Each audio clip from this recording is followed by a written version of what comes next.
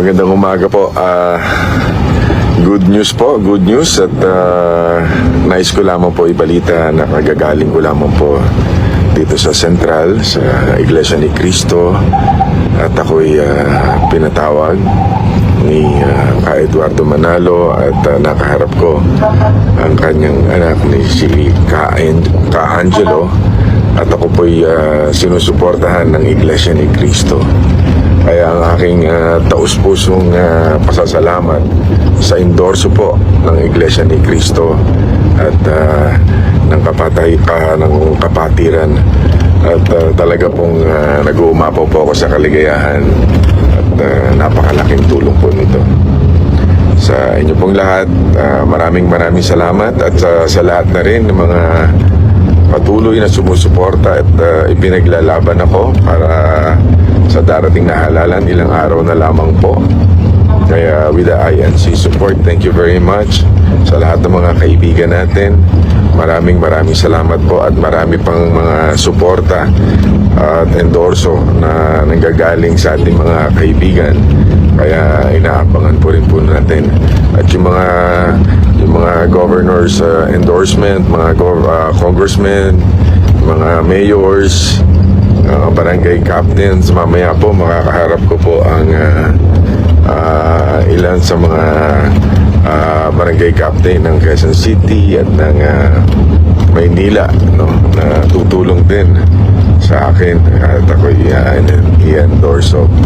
So yun po, thank you very much, at ako'y umapaw sa kaligayahan po, and mabuhay po kayo lahat. Thank you po, binalita ko lamang po sa inyo.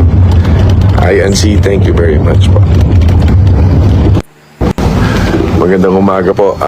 Okay po mga mahal na kabayan, good evening po sa inyong lahat. Ito na po nga, ayun, ipapakita po natin dyan yung mga nabasbasan po ng pamamahala na nagpasalamat na rin po sa Iglesia ni Cristo. Online po, nagpasalamat na po sila. Kaya ibig sabihin, alam na po yan ng taong bayan. At marami na rin po nag-congratulate. So makikita nyo po mamaya ang mga nabasbasan. 8 lang po ata yun, sa senators, 8 lang po sila. So, congratulations po sa mga nabasbasan ng pamamahala at sa mga lahat ng simula po sa senator hanggang doon po sa mga party list na nabasbasan. So, congratulations po sa inyong lahat. So, sa video nito, makikita nyo lang yung 8 senador lang po na nabasbasan. Kung magpapalas tayo dyan ng video, at yun po ang nabasbasan ng pamamahala. Ano po? Nabasbasan po sila. So, maraming salamat sa pagtitiwala niyo sa Iglesia ni Cristo at sa paghingi din ng tulong sa pamamahala. So, maraming salamat at congratulations po sa inyong lahat. So, sana kung manalo man kayo, congrats po sa inyo. Kung matalo naman po kayo, better luck next time. Ganoon lang naman po yun. Ang politika po ay, wag tayong masyadong, sportsmanship lang kailangan dyan. Maging sport lang po tayo sa lahat ng bagay. Wala pong matalo man, yung pinagkaisahan ng Iglesia ni Cristo, okay lang yun. Kung manalo naman, congratulations. Sabi nga, pag natalo, hindi pa naman katapusan ng mundo. Hindi pa naman katapusan ng mundo.